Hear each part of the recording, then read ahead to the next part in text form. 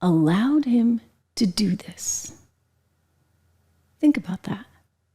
They knew he was in bad shape. They knew he couldn't handle this, and yet they allowed him. Why? Why would you do that? I mean, just play with me for a minute, and we're going to speculate a little bit, because I'm looking at this going, gee, if I were you guys, I would have stood by that whole cheap fake thing. You just keep making things. I mean, hey, maybe that whole thing was an AI ripoff. Maybe that was a cheap fake that we were watching last night. Listen, they were at least able to hide behind some of that. I mean, we didn't believe it, right? And I sat here, and how many times did I tell you, no, that's not a cheap fake, And by the way, we did play the entire video, and he can't walk, and he's slow, and it's obvious, and he's looking out, dazed and confused all the time. So those weren't cheap fakes.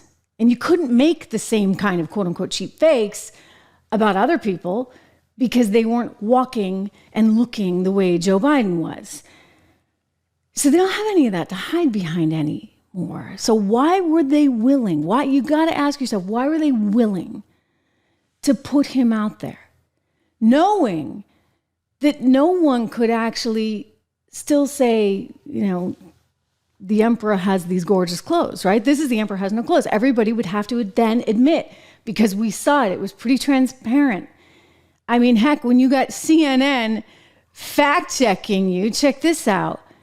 You're not able to hide behind anything anymore. Some of them. He said he's the only president in a while who didn't have any troops dying anywhere in the world. Troops have, of course, died on his watch. He said he's put in a $15 per shot cap on insulin and Medicare. It's a $35 a month cap. He said it's a $200 cap on overall drug spending in Medicare. It's $2,000 a year. He said the border now has fewer crossings than when Trump was in office. That's generally not true. He said, or at least strongly suggested, unemployment was at 15% when he took office. It was actually 6.4. He said Trump wants to get rid of Social Security. Trump doesn't. He said billionaires pay 8.2% in taxes. It's much higher. He said Trump told Americans to inject bleach amid COVID. We know Trump made foolish comments about scientists studying disinfectant injection, but didn't frame it as advice to people. And Biden said the Border Patrol endorsed him. No, its union supported the border bill he'd supported, never endorsed him himself.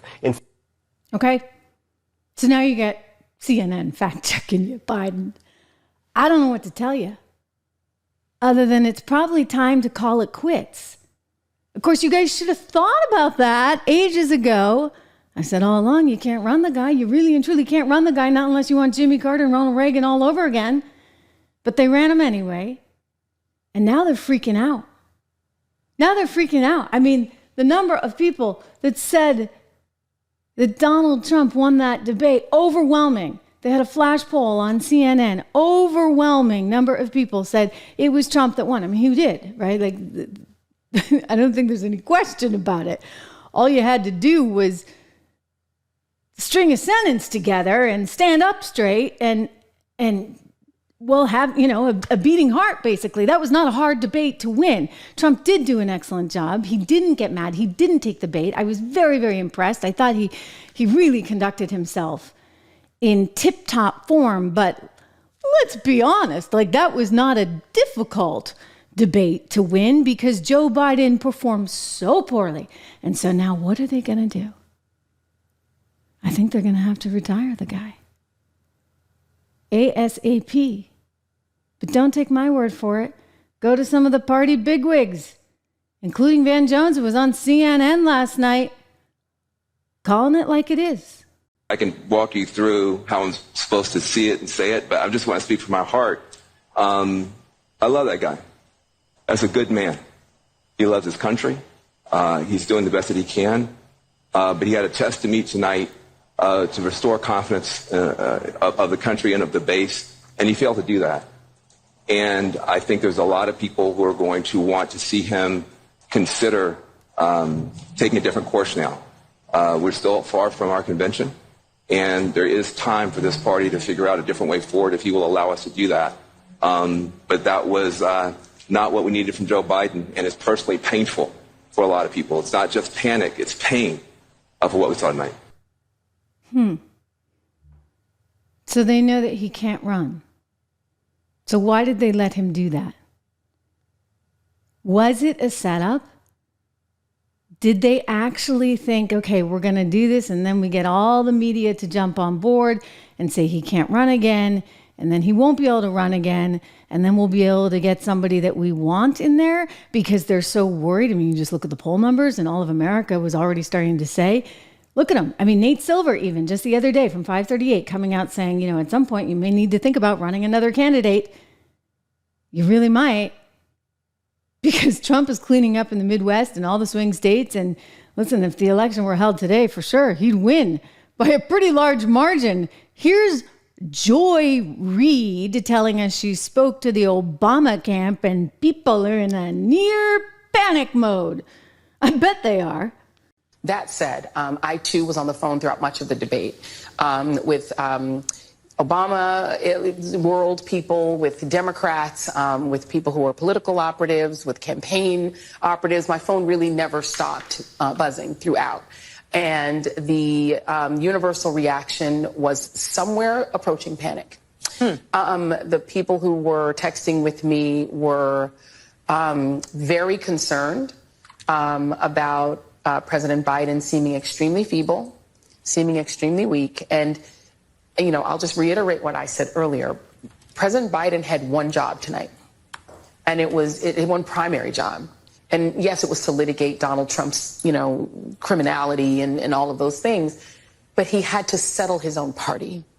He needed to settle Democrats. Democrats, you know, they always talk about Democrats are bedwetters and Democrats are always panicking. Yes, Democrats are always panicking. They're always scared, right? They're always thinking they're going to lose. Like, Democrats are very pessimistic. This is just neurotic. Who they are. They're neurotic. But Joe Biden's job was to reassure them tonight. His job was to calm his party, to make them feel that, yes, I can do this. I have 4 more years in me. I have the ability and the stamina and the strength to do 4 more years. He did not do that. He did the opposite of that. He made them more panicked. The people who were texting me were even more panicked. They actually expected it to be better than it was. And now they're in I won't say a full-fledged panic, but it's getting there. Yeah, I think it's pretty much there. And so now the question becomes, how do you retire him? I mean, even Jen Psaki, right? Little Peppermint Patty, who got a job on MSNBC after working for the Biden administration. She used to have KJP's job. She was the press person. So what was her job? To spin some more. Even she said, you know what? We can't sugarcoat this. We just can't. Here she is. California Governor Gavin Newsom. Many thanks to you both. Jen Psaki has joined us here at the table. Jen, what was your reaction to the debate, and what are you hearing from people you've been talking to over the course of the night? Well, I've been listening to what you all have been saying, and I don't think we should sugarcoat this. This was not the debate performance that the Biden campaign team wanted or needed from this debate, in part because they wanted to do this debate as early as they did to change this up, right? To bring the Joe Biden who is at the State of the Union to the debate stage. That's not the Joe Biden who showed up at the debate stage.